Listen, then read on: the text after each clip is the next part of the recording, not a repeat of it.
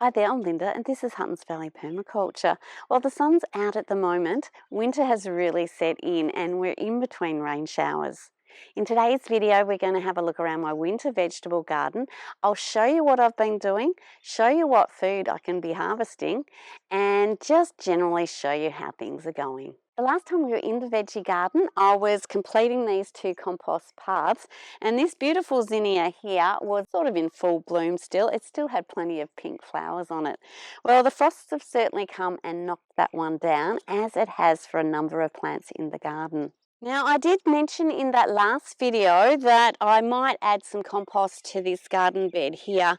It had been really thin on compost, so I've added another 10 centimetres of it just from my compost bay, and that's really topped that garden up nicely. Having the dark compost down against the beautiful maroons and lovely greens of this hollyhock, and also the celery plant here, it just creates a beautiful contrast in the garden.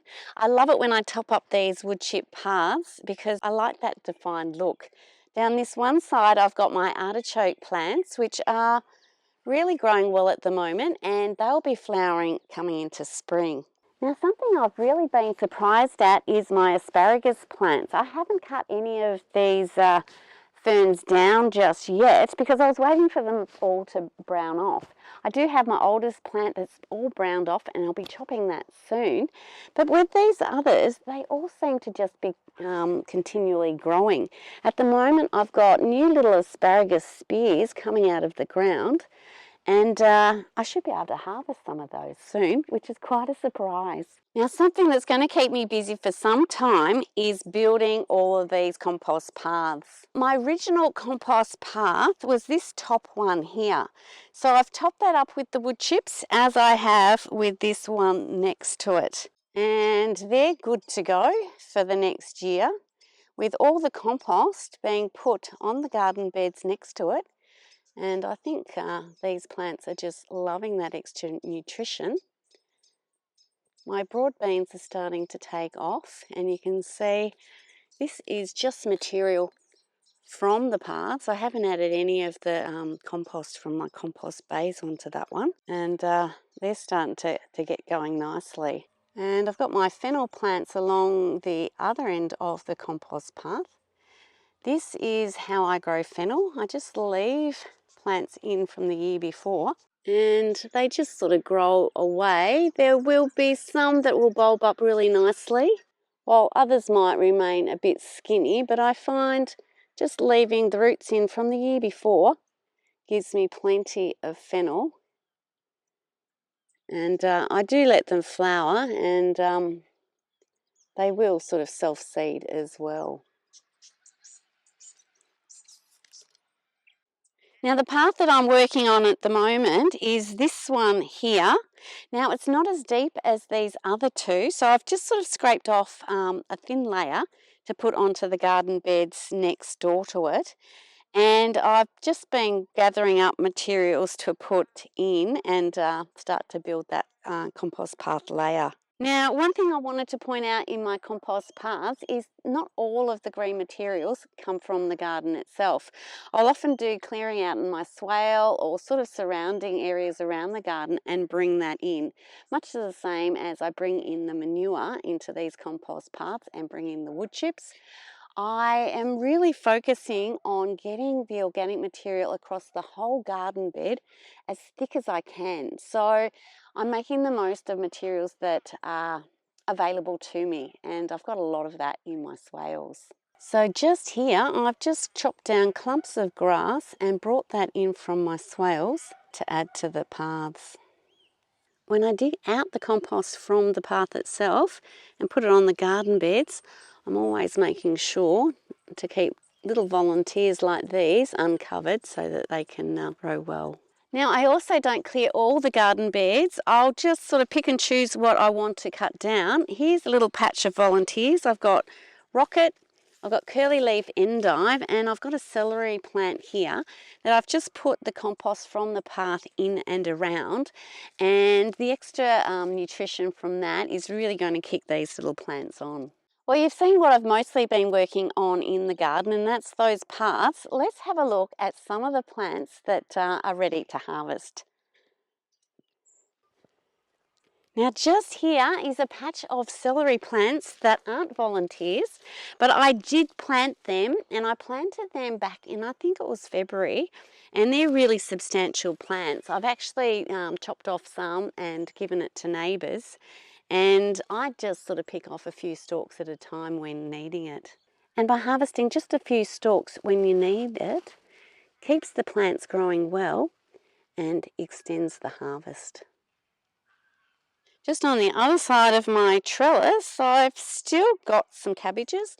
I've harvested a few, but these I'm going to be turning into sauerkraut fairly soon, so they won't be here much longer. Something that's been in the ground for quite some time is this row of Swiss chard. Now they are looking quite straggly at the moment, but I've still been pulling off lots of these leaves and feeding them to my chickens. The Tuscan kale is starting to get quite large now and quite productive, but I don't think it's going to be too much longer before this straggly row of Swiss chard sends up their flower heads. With spring coming in a couple of months, that will be the end of them. So I'll really have to focus on getting a few more plants going. And there's a few little volunteer bok choy in amongst it as well. Now there's still plenty of carrots in the ground here, and the little rats seems to have been leaving them alone, so you still get some good ones pulled out of the garden there.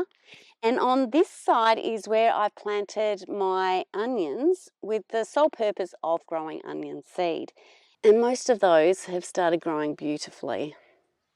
Just walking down the other end of the garden, I've got a really weedy patch which I still need to do something about. And we get to my brassica patch, which I planted back in sort of February, March. In here I've still got some beautiful heads of cauliflower to harvest, and also some broccoli that I need to grab in very soon. I do have sprouting broccoli, some of which I need to chop a bit more to prevent it kind of going to flower like that, and I'll have to get onto those ones as well.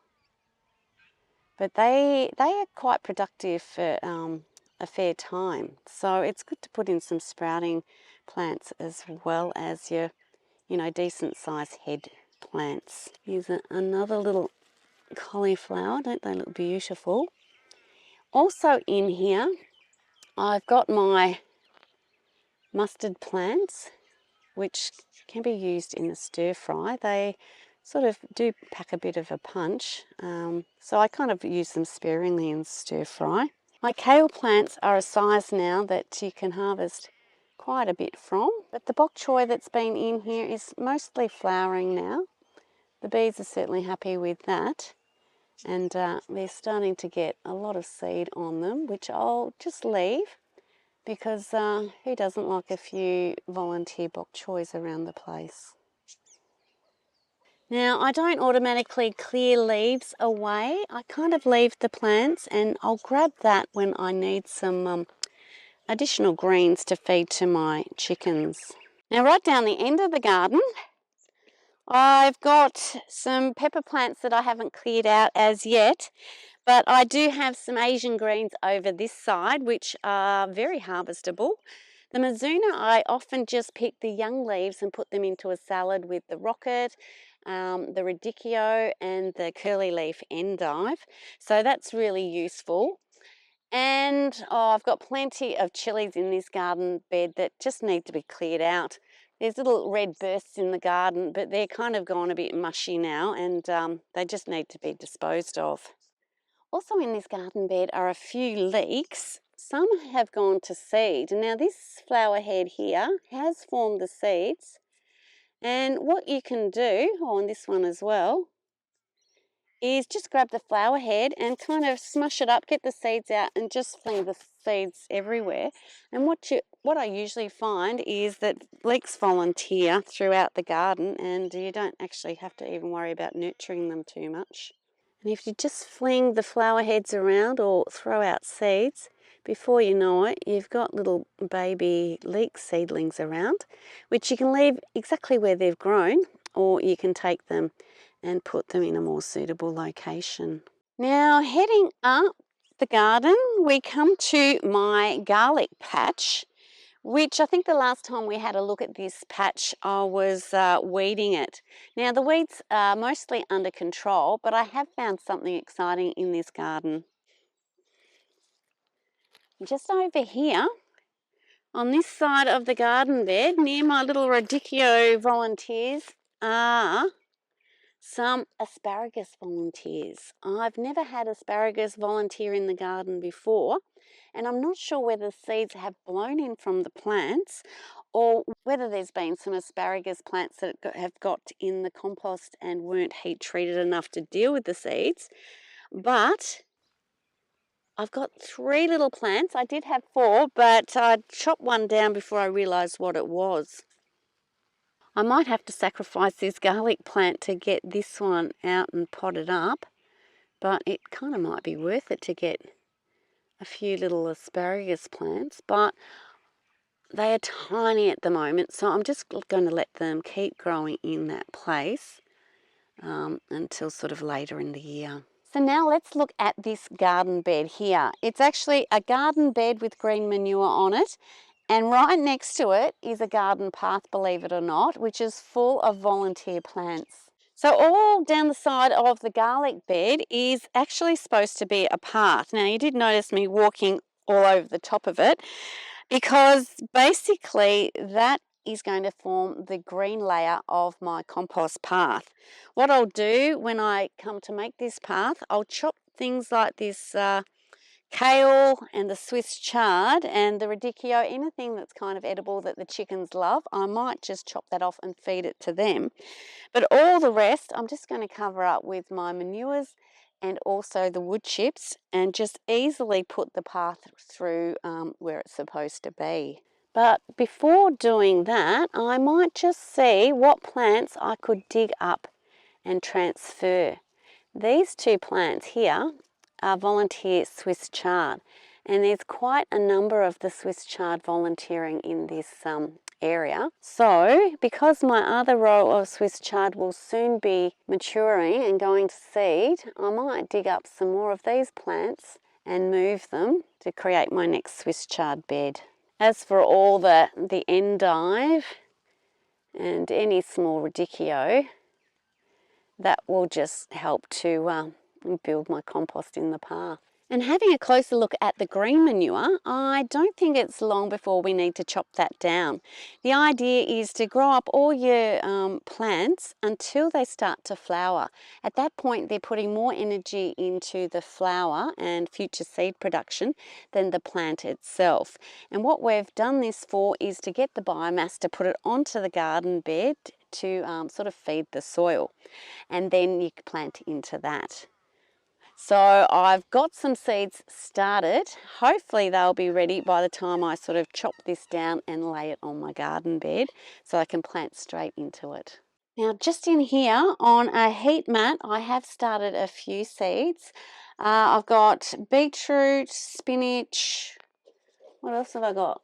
I've got some brassicas, some collie, broccoli and cabbage. And I'm hoping that in this location here with the heat, that the seeds will germinate quite well.